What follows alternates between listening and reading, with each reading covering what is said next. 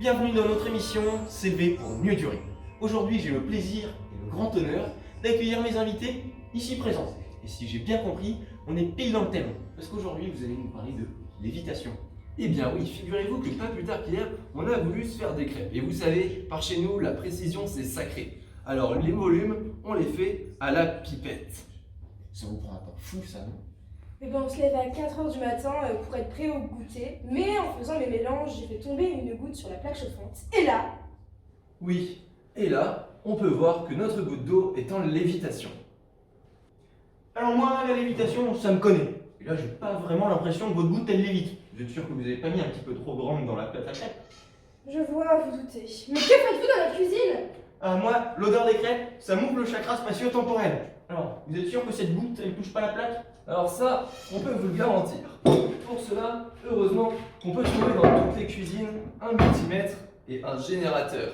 On a alors cherché à vérifier si le courant pouvait passer entre notre plaque et la goutte. Et en fait, on s'aperçoit que cela ne marche pas. Ce qui signifie que notre goutte est bel et bien en lévitation au-dessus de notre plaque. Ah, vous m'avez convaincu. Père, comment vous expliquez cette lévitation? Oh, rien de bien compliqué. C'est le dessous de la goutte qui se vaporise et qui forme un film de vapeur sur lequel repose la goutte. Cet effet est appelé Leidenfrost, à ce qui paraît. Et ça marche avec tous les liquides? Les liquides, les chèques, vous savez, tout me convient. Non. Moi, je veux dire, est-ce que ça marche? Est-ce que l'effet Leidenfrost, on peut l'observer avec tous les liquides, d'autres liquides que l'eau? Ah, eh bien nous avons essayé avec tous les liquides que nous avions sous la main. Avec de l'huile, nous obtenons juste une bonne vieille odeur de friture. Par contre, avec le liquide vaisselle, nous avons pu obtenir un résultat très surprenant. Regardez ici.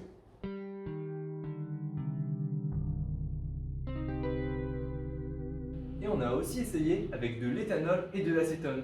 Et là, c'était amusant puisqu'on pouvait parfois observer ces jolies vibrations de la goutte. Mais le plus drôle, c'est ça. Regardez.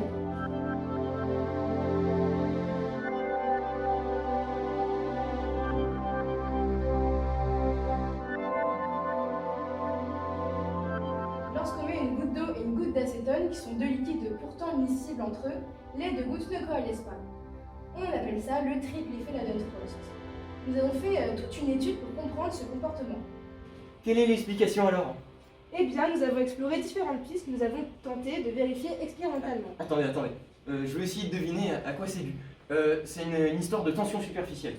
Non, De masse volumique qui diffère? pas du tout. Ah, je sais, c'est la polarité. Non, toujours pas. Vous êtes fort en téléportation, mais pas en Leidenfrost. Regardez ici. En fait, on a mesuré la température à l'intérieur de notre goutte d'eau en lévitation. Et on s'est aperçu qu'elle est d'environ 95 degrés. Or, la température de la plaque nécessaire à l'apparition de l'effet Leidenfrost pour l'acétone est de 89 degrés. Donc, lorsque la goutte d'acétone s'approche de la goutte d'eau, on a donc un film de vapeur qui se crée entre la goutte d'eau et l'acétone, et donc on a un effet Leidenfrost sur le côté entre la goutte d'eau et l'acétone. Ah, j'ai compris pourquoi vous appeliez ça le triple effet Leidenfrost. Il y a l'effet Leidenfrost dû aux deux gouttes à cause de la plaque chauffante, et un autre effet Leidenfrost entre la goutte d'acétone et la goutte d'eau, où la goutte d'eau sert de surface chaude pour la goutte d'acétone. Tout à fait. C'est très clair, mais excusez-moi, j'ai cru voir qu'au bout d'un moment, nos deux gouttes finissaient par coalescer. Je me trompe? Pas du tout, vous avez vu juste. Vous avez ici effectivement la goutte d'eau en jaune et la goutte d'acétone en bleu.